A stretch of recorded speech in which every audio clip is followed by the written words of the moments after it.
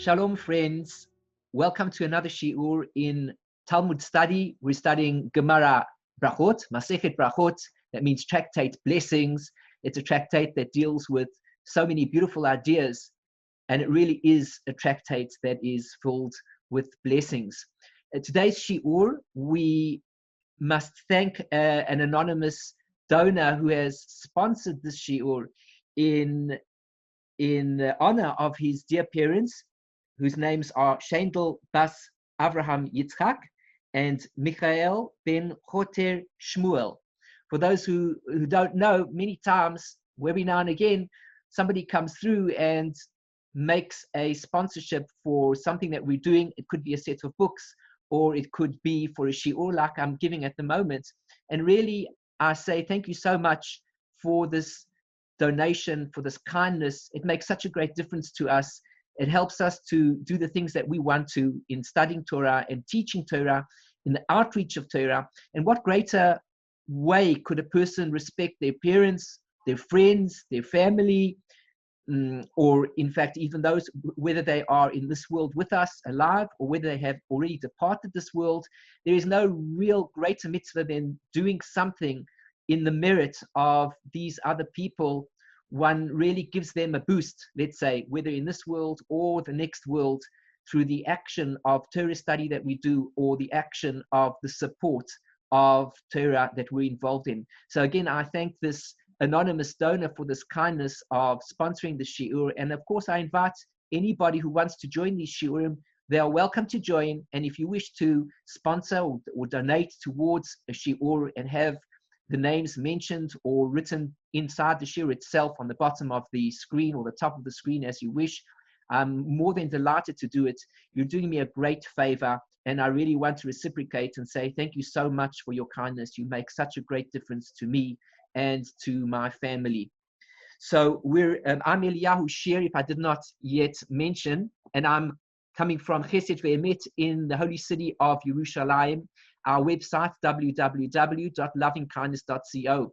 So we're learning Gemara Berachot. We happen to be on Daf Zayin Amud Beis, that's 7, side B. And last week we ended off on this idea of King David, who composed a particular psalm, and he called the psalm Mizmor LeDavid, he said, a psalm of David. Literally the word zemer, from the word zemirot. I'm sure many people have heard that we sing zemirot on Shabbos. A zemer is a song.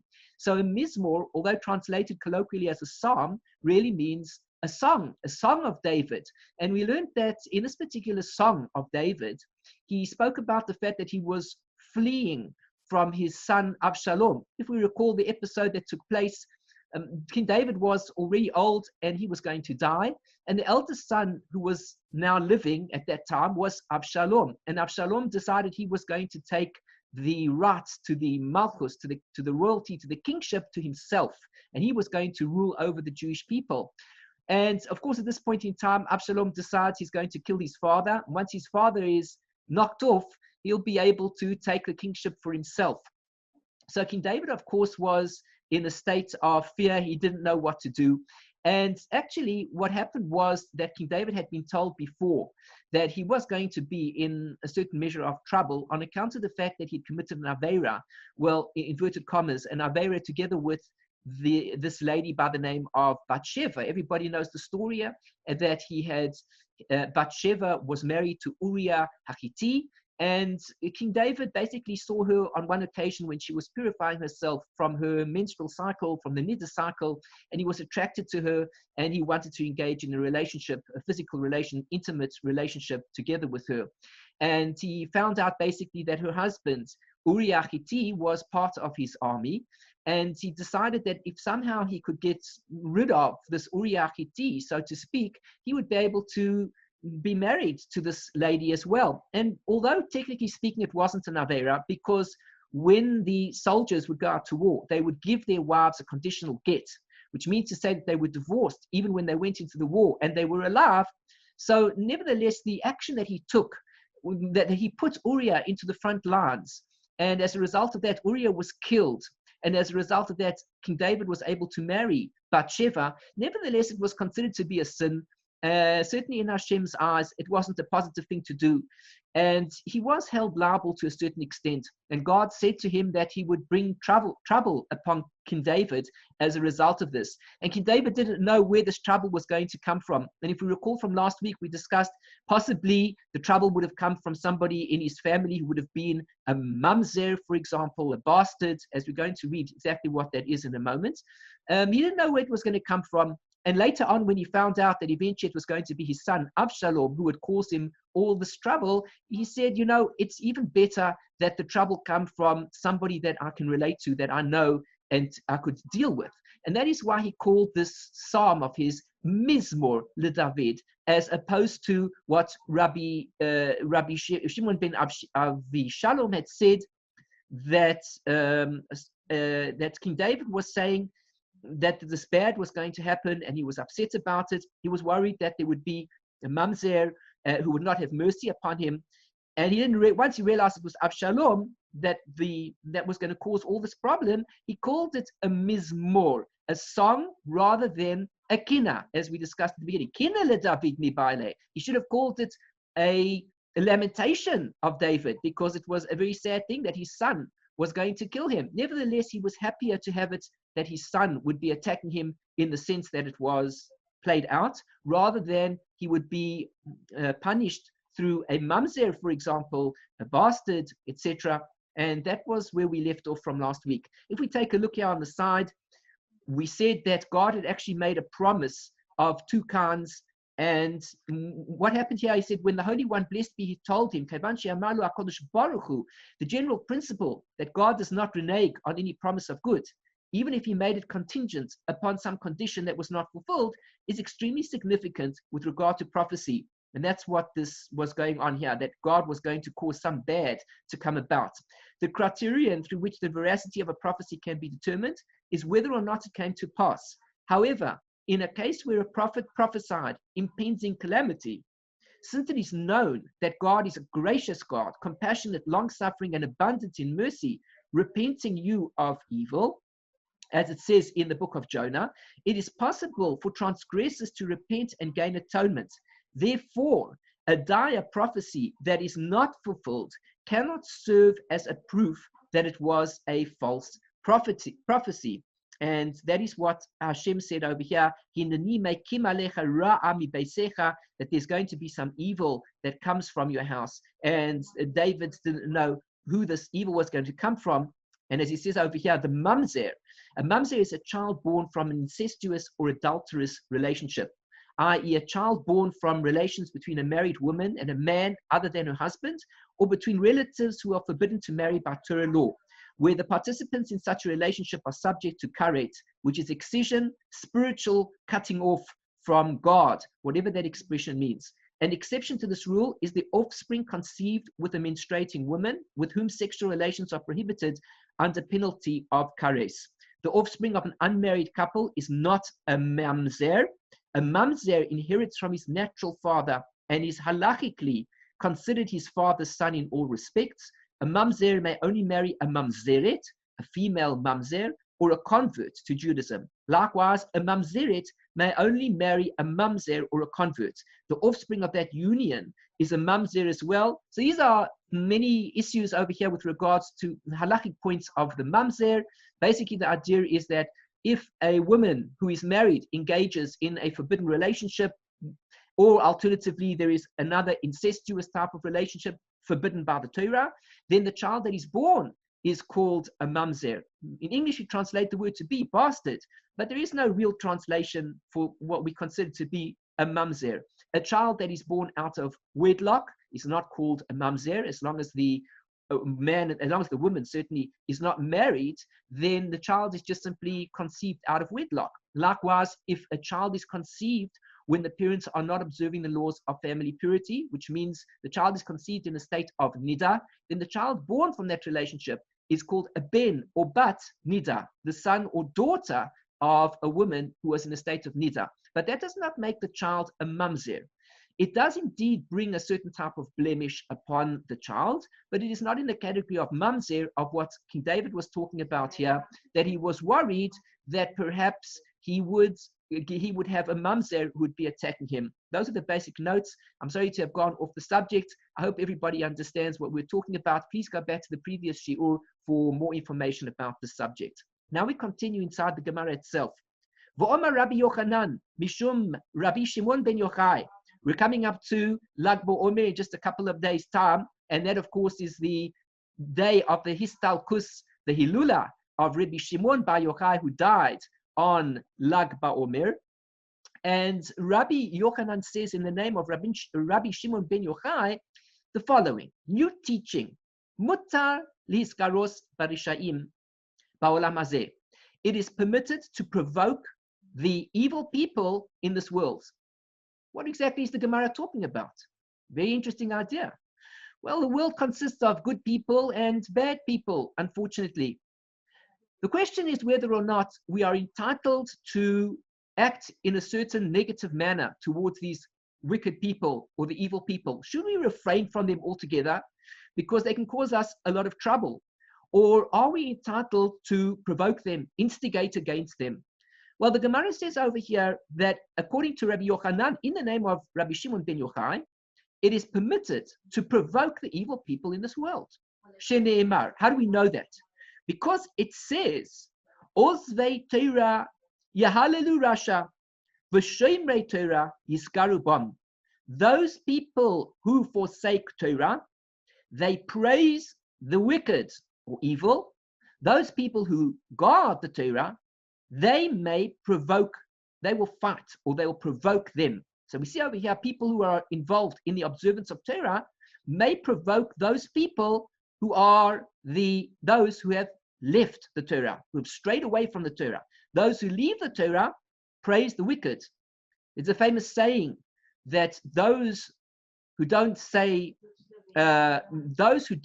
stop evil, those who don't say no to evil, actually take a part in the evil. Because a person must be on a level whereby when he sees evil being done, he needs to teach the world that this is unacceptable. Of course, there are ways to do it. There are right ways to do it. There are wrong ways to do it. But the point is, if we acknowledge the evil and we don't say no, then it is as if we take a part in the evil itself. So the verse says over here in Proverbs, in the book of Mishlei, that those people who leave the Torah, they praise evil. Because once we go across from the path that we've strayed away from the Torah, it's as if we are on the path of praising the evil, the wickedness in the world. Anyhow, the Pasuk continues and says, V'shomrei Torah yiskaru bam. Those people who observe the Torah should provoke them. Those people that are observant should take a stand against the evil. That's the teaching over here. This is the teaching in the Gemara. Tanya nami hachi. The Gemara continues. These, of course, are key words in the Gemara for those who are paying more attention to trying to learn some of the key words of the Gemara. Tanya nami hachi. It was taught also so, which means to say that there's a similar teaching about the same concept. Rabbi Dostai Rabbi Matun Omer. That Rabbi Dostai, the son of Rabbi Matun, says the following: Mutar lihiskaros berishaim ba'olam hazeh.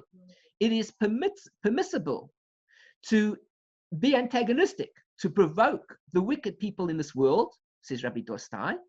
Shene'emar, because it says, Ozvei Torah Yahalelu Rasha. And he quotes the very same verse that we said above. Now, the teaching continues. Ve'im lakshecha adam lomar. If a person whispers in your ear, and he says the following, V'ha kasiv. But isn't it written? Which means to say, I'll contradict that. You tell me that I can provoke the wicked. But isn't there another verse in the Torah that seems to contradict this very idea? Al tizkar b'mre'im. Don't compete against the evil. In other words, evil people. Don't compete against them. Don't start up with them. Al tikaneh ba'osei avla. Do not be jealous of those who do wicked. Which means to say, according to this verse, we should stay away from the evil. On the one hand, you say, provoke the evil. On the other hand, another pasuk in the Torah says, don't compete against it. Don't start up against it. It almost sounds as if when evil is being done to us, we should just flee from it. We should run away. Somebody's hurting us, run away. Well, it's a nice idea. And in fact, even in the books of Musar, the books of ethics, of moral ethics, we learn the same idea that kind of if a person hurts us in some way, we're supposed to be very humble, and we're supposed to simply say, well, maybe it was our fault after all. You know, like, for example, a story is told about Reb Aryeh Levine, the great tzaddik of Yerushalayim, who died in 1969. One story is told about him in a Tzaddik in Our Time, a book that's freely available. You can get hold of it, written by Simcha Raz. And in this story, it's told that on one occasion there was snow. It was snowing. And Reb Aryeh was on his way to wherever he was going to in the snow. And while he was doing so, he passed by a certain individual who didn't take much pleasure in seeing the rabbi with his long beard. And he, on purpose, this particular individual tripped Reb Aryeh, and Reb Aryeh fell into the snow. And of course, Reb Aryeh got up, and two things you can do. You know, one thing you can do is you can say, you know, excuse me, you just tripped me. Yeah, that's not the right thing to do. But Reb Aryeh didn't do that. Instead, what Reb Aryeh did is he got up and he said, I'm very sorry. Perhaps I was in your way. I really apologize. Perhaps I was in your way while I was walking through the snow, and that's why I fell over. I fell over you. I must have been running too fast. I'm very sorry about that. Please forgive me. You know, there is this concept in Musar that we should have this type of attitude that when people hurt us, we're supposed to be on this level whereby we can almost, like Reb Aryeh did, get up after having been tripped, and we fell into the snow, and we get up and we apologize to the person that tripped us. Well, that's one level that a person can work on. But there's another level, of course, which also says we also have to have courts of law. And if people behave incorrectly, we need to be able to fight off the evil so that people know when it is that things are forbidden. You're not allowed to do what you want.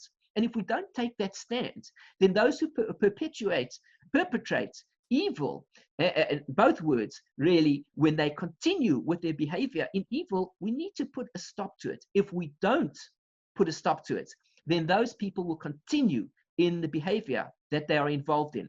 So the Gemara asks us a question. First of all, says to us, should we provoke the evil or not? One verse says, yes, provoke those people who do evil. The other pasuk says, no ways, don't compete against them. Immoral law. So now how do we reconcile these two particular teachings? The one says provoke, the other one says don't provoke. Immoral law. You can say to this person who says don't challenge him, don't compete against him, that this is Misheli Bornok for or Merkain.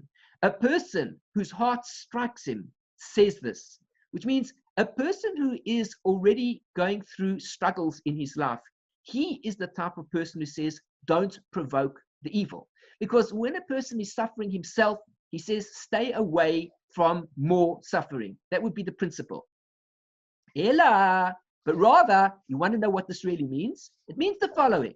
Al tizchar b'mre'im. What do we mean when we say, don't compete against the evildoers? Liyos kamere'im. It means don't compete against them that you yourself should be like they are. Don't compete against evil that you should become evil yourself. That's what the pasuk means. It doesn't mean to say that you shouldn't provoke the evil person.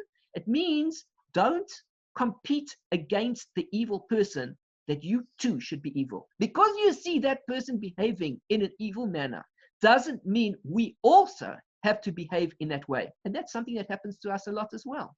Sometimes we see a lot of people doing bad things and they get away with it. And what do we think in our minds? We think if they can get away with it, so can we. And we take that same path. We also want to go along the path of evil. The Gemara or the pasuk in the pasuk here in the Tehillim says to us, don't compete against the evil people. Don't be jealous of those people who do bad things. When you see somebody doing something bad, when we see somebody doing something bad, we should not be jealous because we see them getting away with it. So many people are involved in illegal activities. They hurt others and all sorts of things like that. We must be careful not to become jealous. A lot of people say, we know it happens to ourselves many times. Where is God? We say. We see the evil being perpetrated and we say to ourselves, where is God? It's not fair. It's not fair. How come he loves these people? He allows these things to happen. This is not the right attitude to take, says the Gemara, because we should never be jealous of somebody who does bad. He's doing wrong. There is nothing to be proud about when a person is involved in evil. In other words, that we should be also doing bad. We should never have this attitude to say, if he's doing bad and he's getting away with it, I too will follow that same behavior. Today's times, we look on the internet, we see people doing all sorts of activities which are illegal, they get away with it, and they show people even on the internet, look how I got away with this and I got away with that. And people learn from these other people, and they say, well, if he could do it, I can do it too. The pasuk says to us, don't be jealous when you see somebody doing bad. He's doing bad. If you want to leave him to do that, leave him alone. But don't feel jealous about it, that you also have to follow in his footsteps. V'oimer, and the pasuk says, another teaching over here, it says, Al yakaneh libecha b'chataim, don't let your heart become jealous of sinners. Ki im beyiras Hashem kol hayom, that one should rather fear God all day. In other words, again, as we see over here, he says in the note, for those who don't know, actually, I usually introduce the Shear and say that we're learning from the Koren Talmud Bavli. It's a very beautiful edition, as you can see in front of you, which has all these additional translations and notes, pictures, and etc. It's really a beautiful edition to learn from. So as we see in the edition here, it says, in this context, to envy means to seek to emulate the unjust. And that is not the type of approach we should ever take in life. Our approach in life should be to do good. Is there evil? Yes. Stay away from it. Don't copy them. Don't be jealous of all these people. Now the Gemara continues. Ini, keyword in the Gemara, is that so?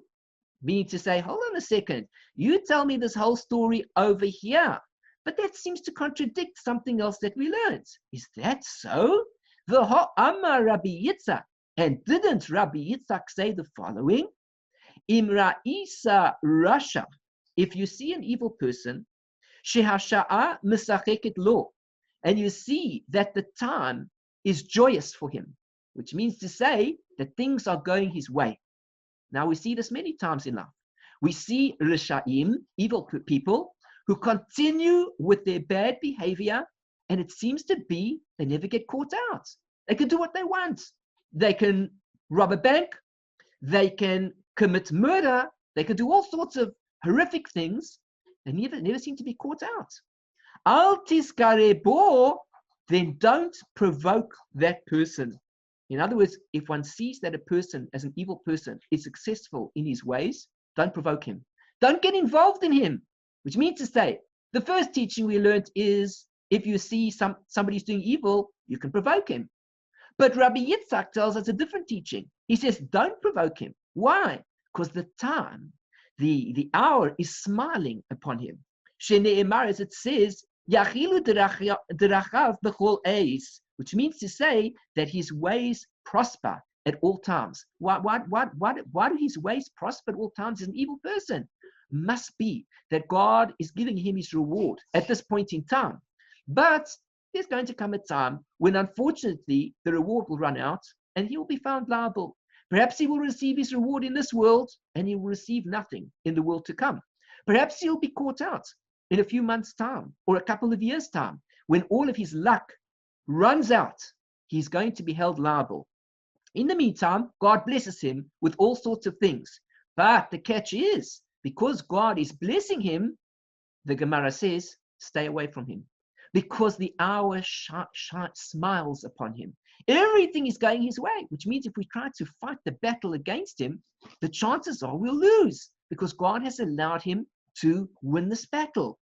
V'lo od, not only this, ela shezoiche badin, he even merits the judgment. He wins the court case.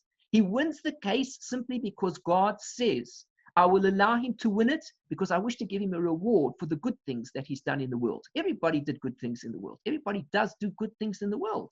So therefore, God says, I will give him his reward at this point in time. And even though the person who took the other fellow to court is really in the right, it turns out that the wicked person wins the court case because God finds favor for him to allow him to have his reward.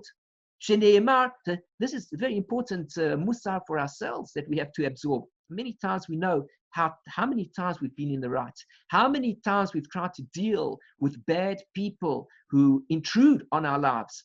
And it seems to be that even though we complain and even though we're in the right, nobody seems to take us seriously. Are the police listening? Are the lawyers listening? Does the judge rule in our favor? And all of it points to the fact that the wicked person continues in his behavior. Why? Because the hour smiles upon him, and therefore God allows him to get away with it. As the expression goes, he gets away with murder.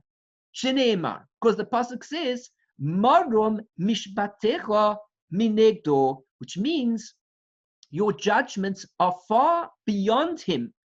Velo od, ela, and not only that, but shero'eh b'tzarav, but he witnesses his enemy's downfall. Sheneemar, as it says, Kol tzorarav yafiach bahim. As for all of his adversaries, he snorts at them. You know, if you take your nose and you make a type of a noise as if to say, who do you think you are? This is the behavior of the evil person. It's very interesting that if you take a look at the explanation that he gives over here also, he says your judgments are far beyond him, meaning that even when he is brought to justice, it does not affect him.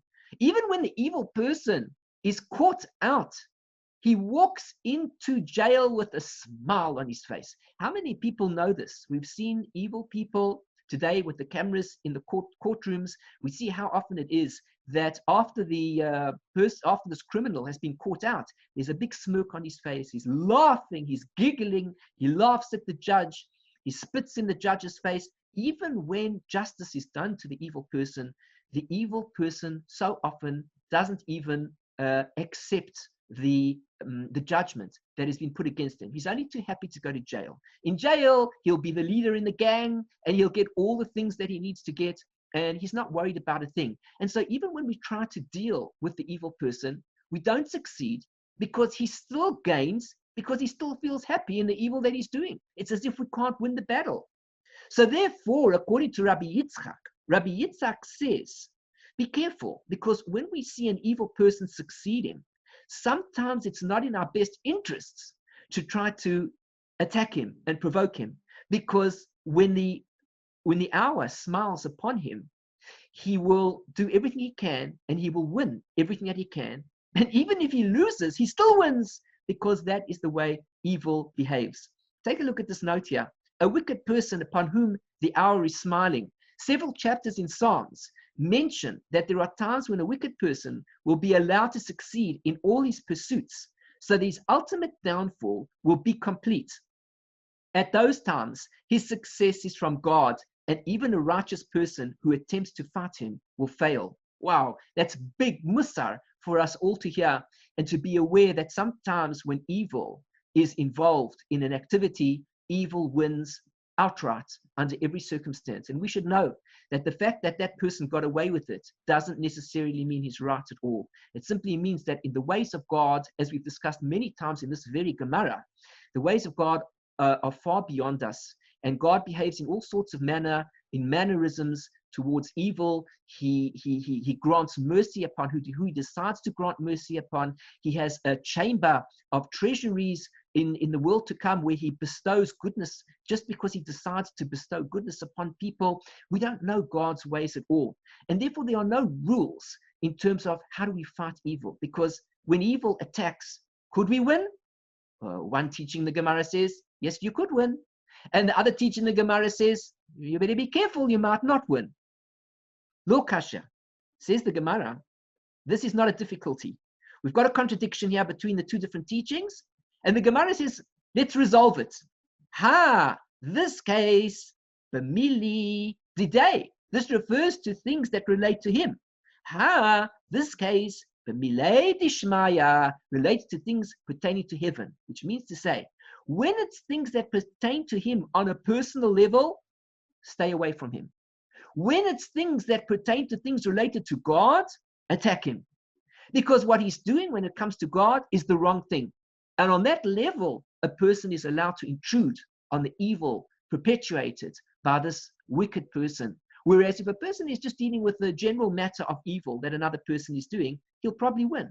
Because on an ordinary level, one-to-one, when things pertain to physicality, things like that, this fellow can win the fight.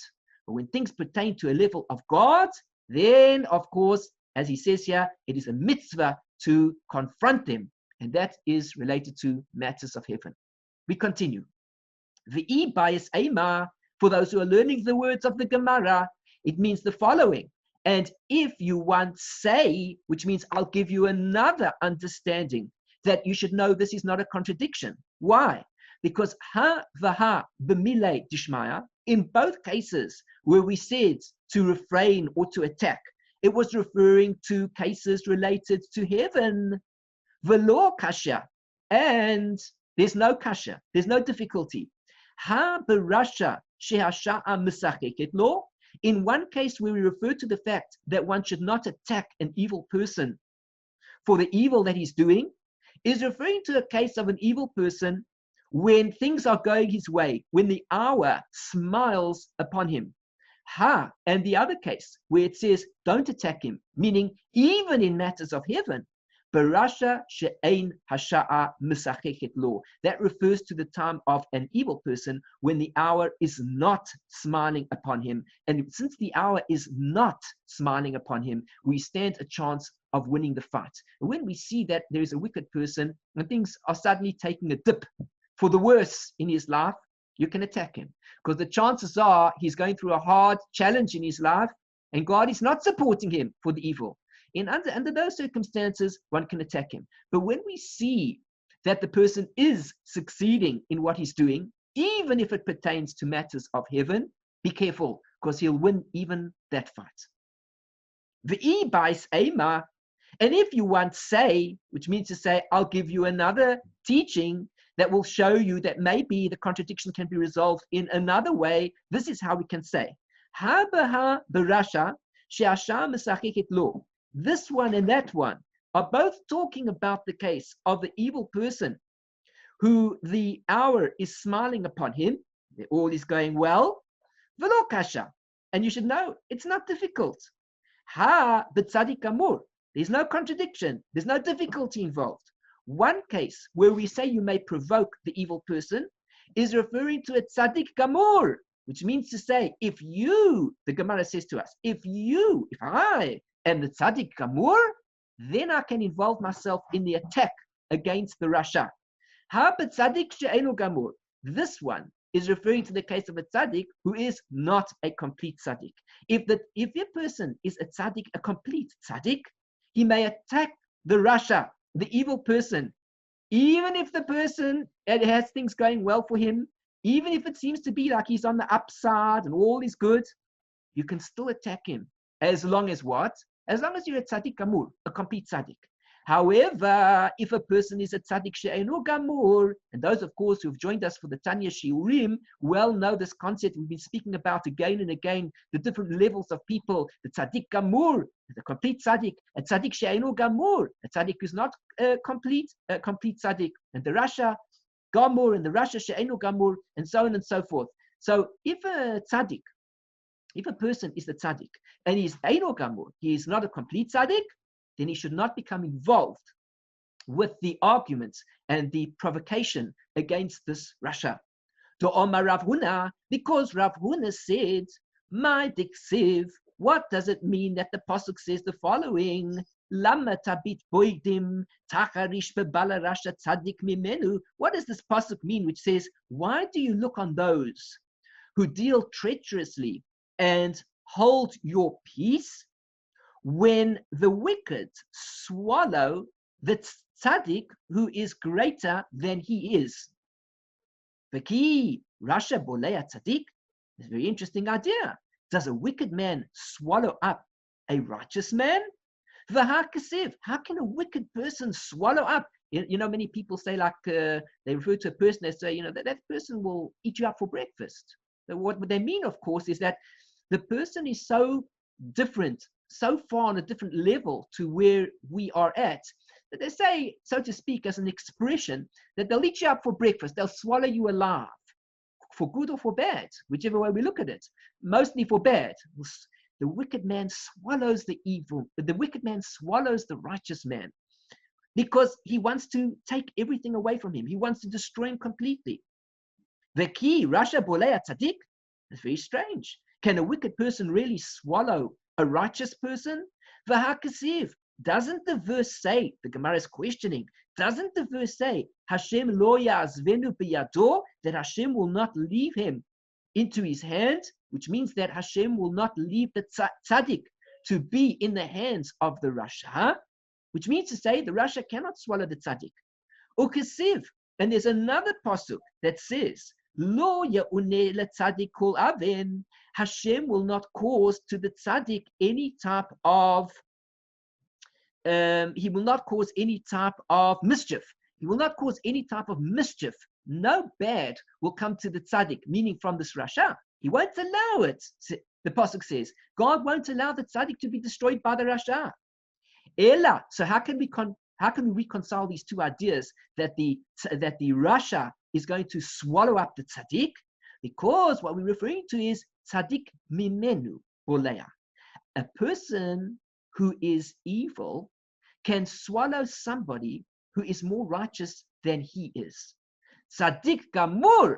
But if the person is a complete tzaddik, eino boleya, he cannot swallow him up. Which means to say, if we are attacking the evil person, which is where we began our Gemara, are you allowed to provoke the evil person, wicked person?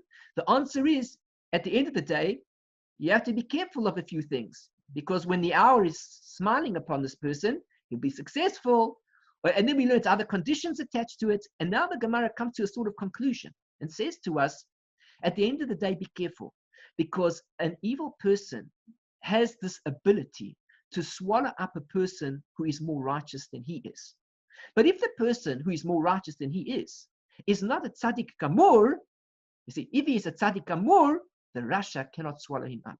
If he is not a tzaddik gamur, the Rasha stands a chance of eating him up. Unfortunately, this is what the Gemara is teaching us, some harsh lessons in Musar. Ve'ibas ema, and if you want say, which is the last teaching of this Gemara, sha'a misacheket lo shainei. At the end of the day, forget all arguments we've discussed above. When the time is smiling upon him, it's a completely different situation, which means to say, when the wicked are enjoying good fortune, even the righteous can be harmed, which means to say, at the end of the day, when we see evil being perpetrated, and we say to ourselves, should we confront this evil person? We must be careful in the path that we take. Let's give a practical example on a physical level.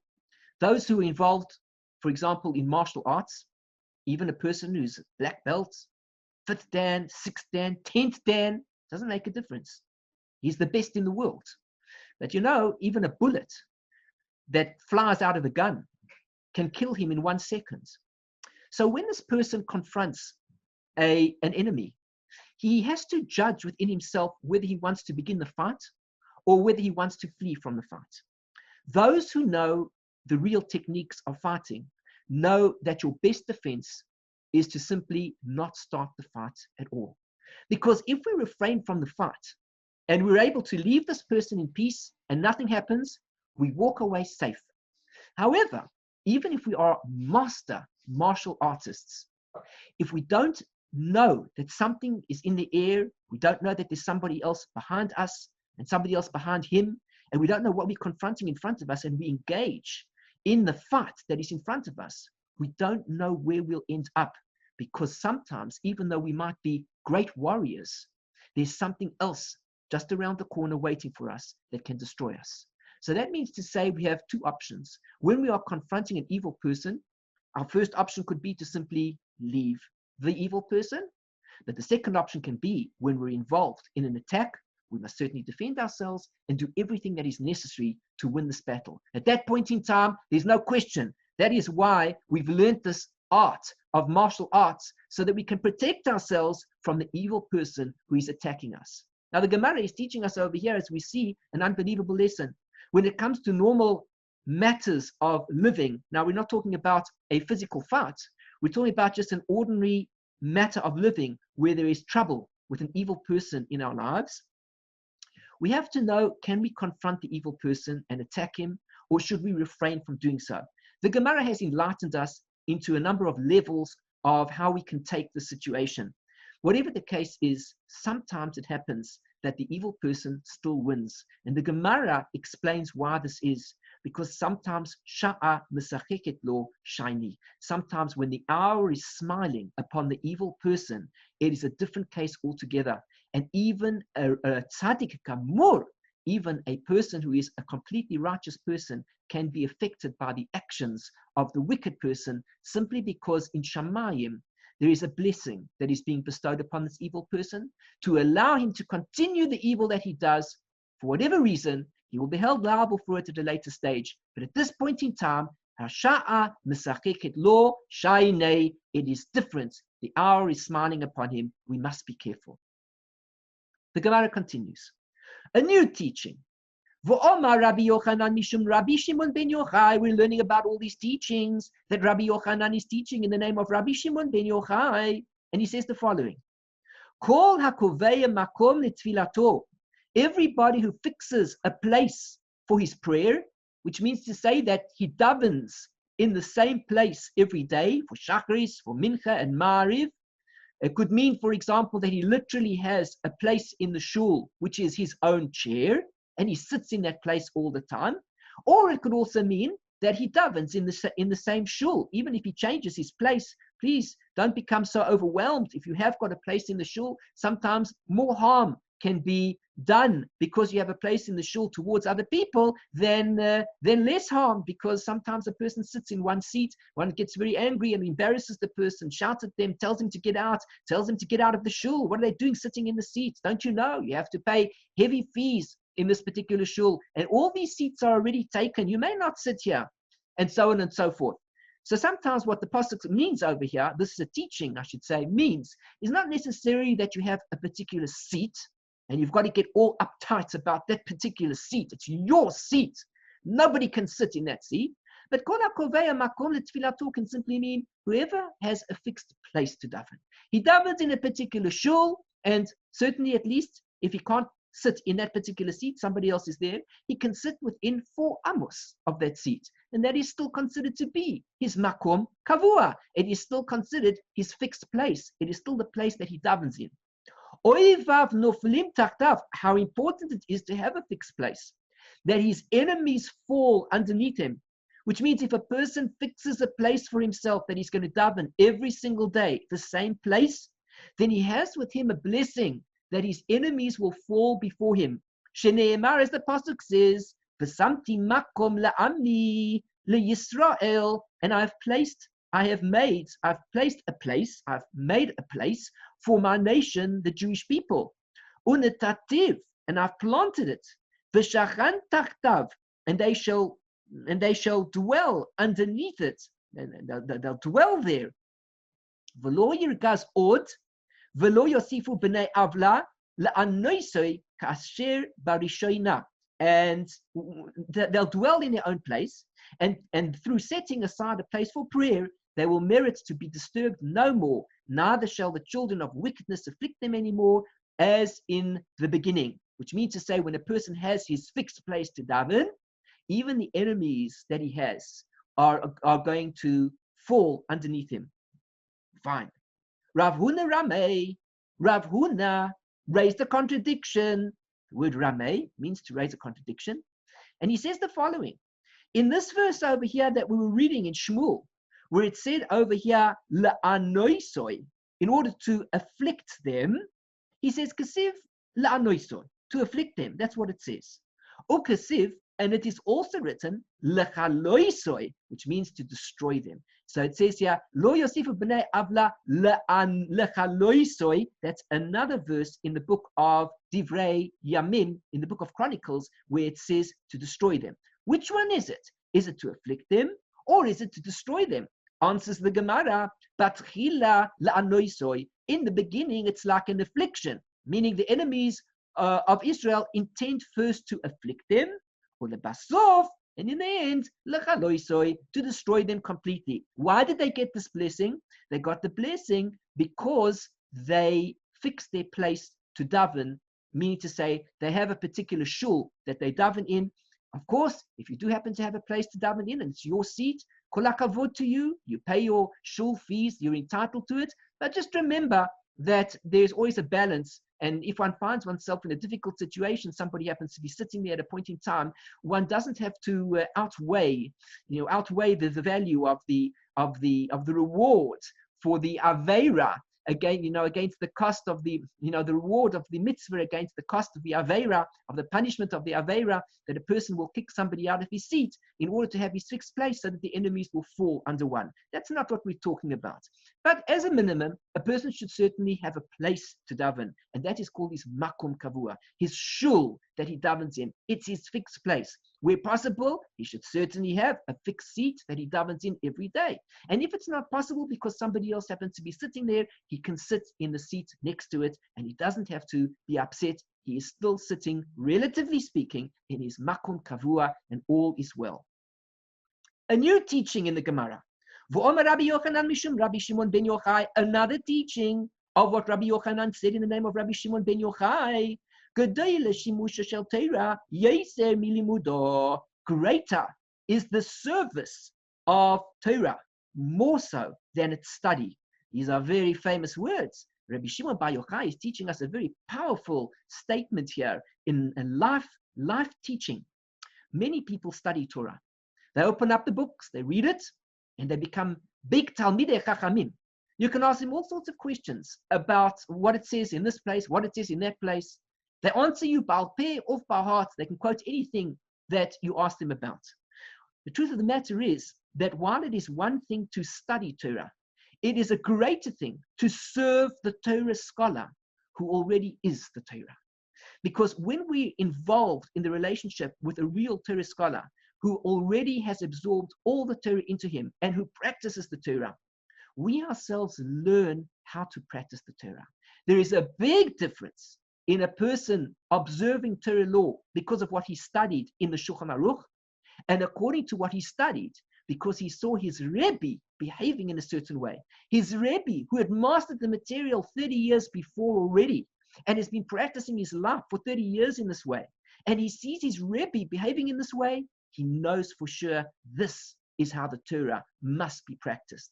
Now, I happen to be a sofer, and I can tell you that there is a great difference between studying the laws of sofrut and learning how to write on your own and being in the presence of a sofer who already is qualified, and he's teaching you this material, and he shows you how the letters are to be written. There's a big difference in trying to make up in one's own head what the Mishnah Brura, what the Beis Yosef is teaching us how a letter should be written, in comparison to seeing how a seasoned sofer actually writes the letters. And likewise, when it comes to checking the tefillin and checking the mezuzot, there is a great difference between a person who has studied all the laws and knows all the different opinions and a person who has actually looked at 1,000 mezuzot and he's checked them all in front of his Rebbe, who's a sofer himself, or a Baal Magia, somebody who checks the mezuzot, and he's able to identify certain things, and he's able to ask the Rebbe, please, Rabbi, can you tell me, is this accepted? Is this letter really kosher, or do I say it's pasul? And after he's gone through 1,000, and after he's gone through 2,000 mezuzot, having checked this together with his Rebbe, he becomes a seasoned Baal Magia himself. But when he just guesses, because he's learned what the halacha is, this is a completely different story to the person who's actually seen it in action. The same thing applies to a person who might have learned the laws of niddah. He learned the laws of family purity, and he knows exactly what the laws of the different colors of blood are and what makes the blood pure, a pure color and an impure color, and so on and so forth. But if he didn't do the shemosh, if he didn't do the actual service together with a Torah scholar who himself did the service with another Torah scholar, who himself did the service with his teacher, to be able to see what the different color of the blood it really is all about. And he knows the red, and he knows the brown, and he knows the yellow. He's able to see the different colors to know whether or not the blood is kosher, or it's actually niddah, and it's tamei. So then, at that point in time, if he doesn't have the shemosh, he's lacking basically all of Torah. And the truth of the matter is, this is what will make the difference between a great Torah scholar and a Torah scholar.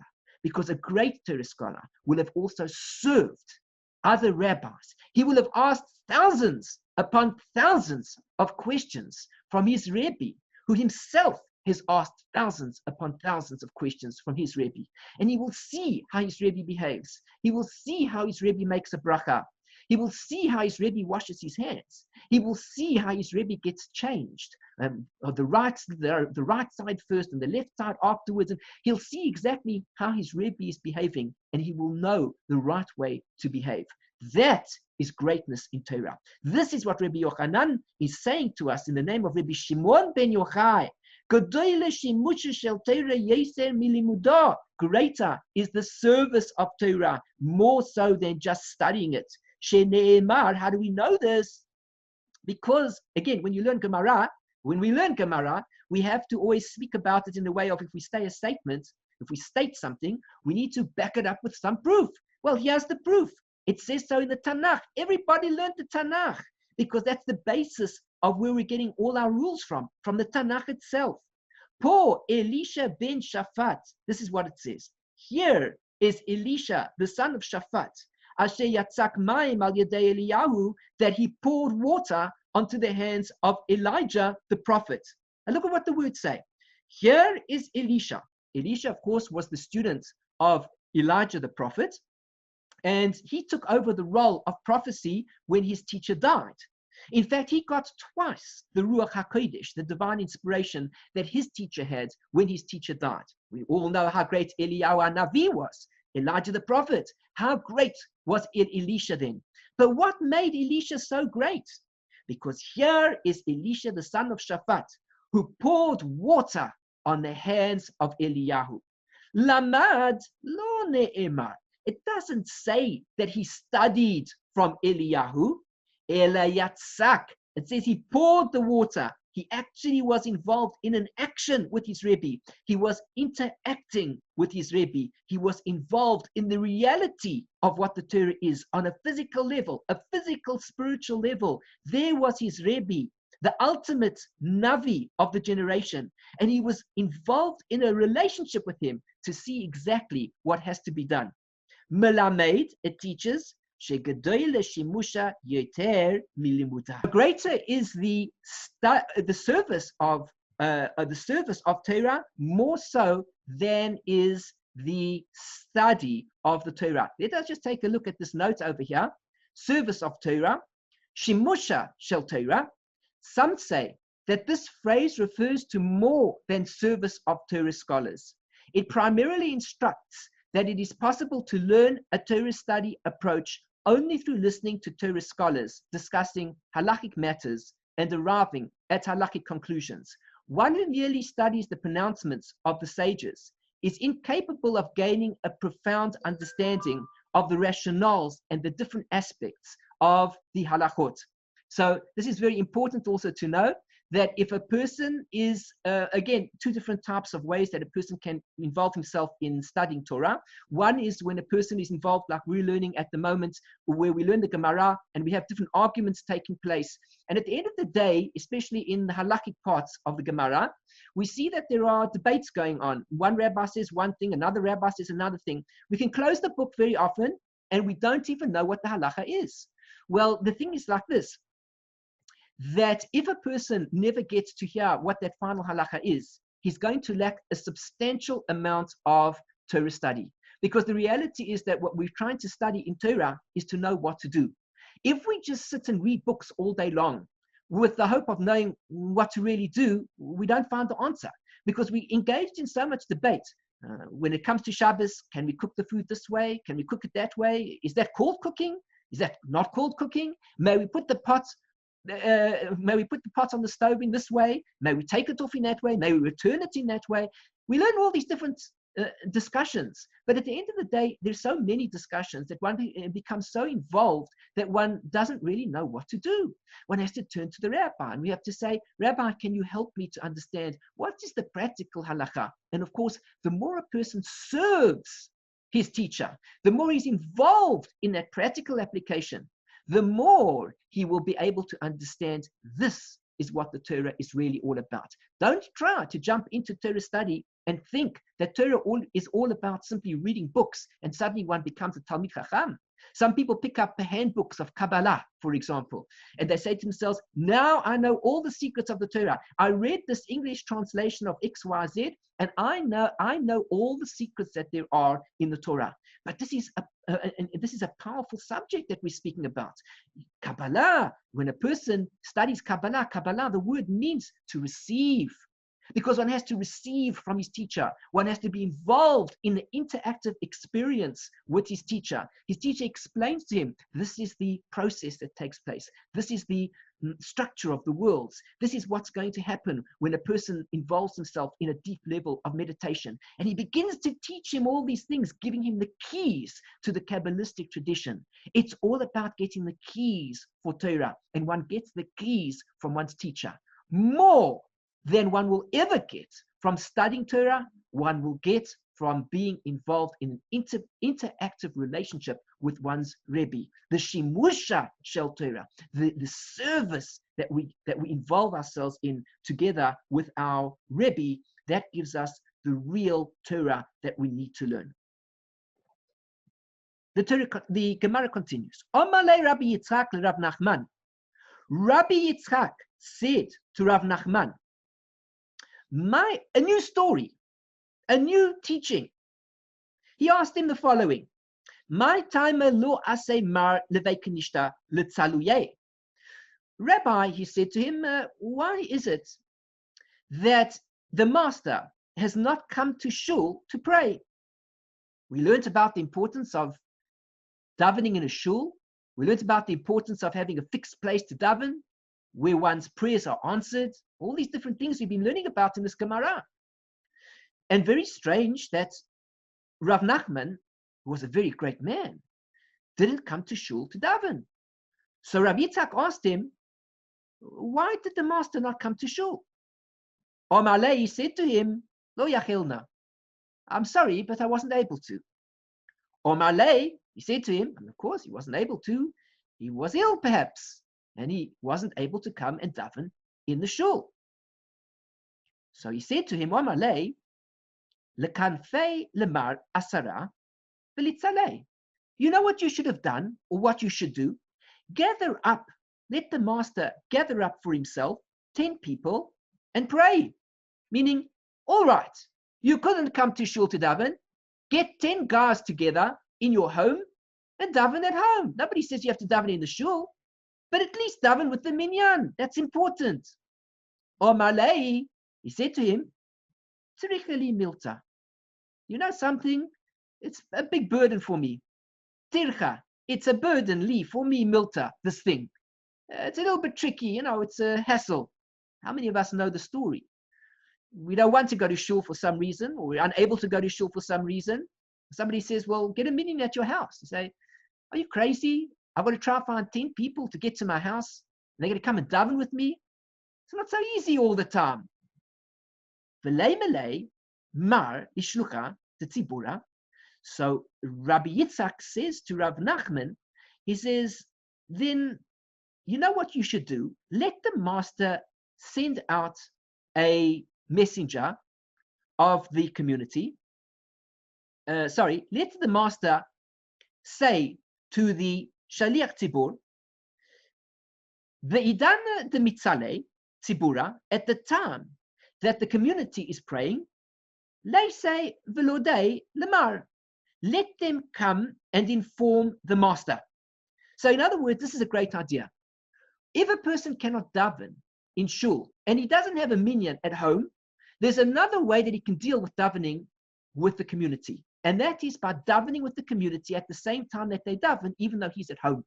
It is another level of davening. If a person can't make it to shul for whatever reason, and he knows that mincha is at 5:30 every afternoon, then at 5:30 in his home, he can say, I am now joining the tzibur, so to speak, from my home, and I'm davening at 5:30 as if I'm there with the community. A person is allowed to do that. Meaning, first and foremost, he should daven with the minyan. Second, if he can't daven with the minyan at shul, let him try and get a minyan at home. But it could be difficult. Well, there's a third option. He could also daven with the minyan by davening at the same time that they daven, even though he's not theoretically with the minyan itself. Here he says in the halacha, Why did the master not come to the synagogue? One must strive to pray with the community in synagogue. If one cannot pray in a synagogue, he should at least try to pray at the time the community prays. Those who live in small cities where there is no prayer quorum must arrange for their prayer to coincide with the time when those in the nearest city are praying. And that's halakha lemaisa. There we see the Rambam is telling us over there, Hilchos Tefillah, Shulchan Aruch is telling us, this is halakha lemaisa. So this is a fantastic story that we're learning. The story is that Rav Nachman didn't go to daven in shul. Rabbi Yitzchak noticed he wasn't there.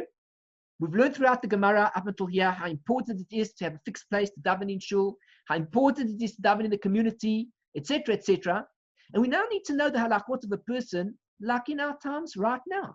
Now we are faced with coronavirus, and as a result of that, many of us are either in quarantine, obligatory quarantine, or alternatively in a voluntary quarantine, or we prefer not to go and daven in a shul, even if it is permitted. We don't want to put ourselves in a situation of risk, or we don't want to cause a problem for other people if there's something wrong with us. What should we do? So the Gemara is telling us at this point in time all the practical halachot. And the practical halachot say at least daven at the same time. So everybody's going to daven in their own homes at the same time. The shul should send out a message on the various social media, on the WhatsApp or whatever it is that they're a part of, and say, as a community, we will all be davening mincha together at this time. That does not mean to say that everybody is fulfilling the obligation of a minyan, that all of a sudden a person can make brachot and he can do the repetition of Shemona Esrei. We're not discussing whether he can or he can't. But what we can say is that by remotely connecting with people at the same time, there is yet still a connection between people. And that's something very important to know about. The Gemara will continue and tell us a little bit more about the story. But since we've reached the end of the Shiur, we're going to stop for here for now. And I thank you very much for joining me. I'm Eliyahu Shear from Chesed Ve'emet. You can find my site at www.lovingkindness.co. If you feel that you've enjoyed this Shiur, please like this video, share it with friends and family, and subscribe to my channel. Also, click on the bell button to be notified of future Shiurim. As you know, as I mentioned at the beginning of the Shiur, it was kindly sponsored in dedication, in honor of the parents of somebody who had donated towards this. And if you'd like to sponsor a Shiur, please contact me and find out how you can take part. There surely is no more beautiful option in supporting Torah than by helping somebody else to be able to share Torah with others, and of course in donating towards those causes that spread good values and kind values. So please contact me, and of course I'm contactable in any case for that purpose or for any other purpose. Please feel free to visit my website, contact me via the contact form, and I'll be delighted to be in touch with you. For those of you who are having any difficulties during this period of time, the coronavirus, and are feeling stuck or challenged, please feel free to reach out to us. Perhaps we can find a way of how to get through this period of time together, grow together, and help each other in any way that we can together. In the meantime, I thank you very much for joining me, and I look forward to another Shiur, and I wish you everything of the best, and I wish you shalom, shalom, bye-bye.